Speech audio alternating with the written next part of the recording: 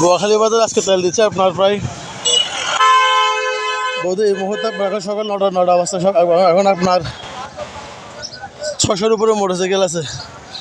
হাবির পাম্পের থেকে আপনার শ্মশান বস্ট পর্যন্ত সিরিয়াল।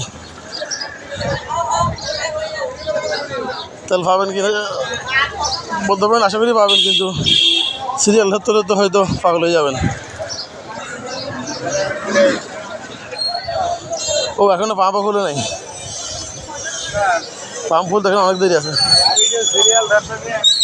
পাম্প খুলতে এখন অনেক দেরি। এই যে বোতল সিরিয়াল,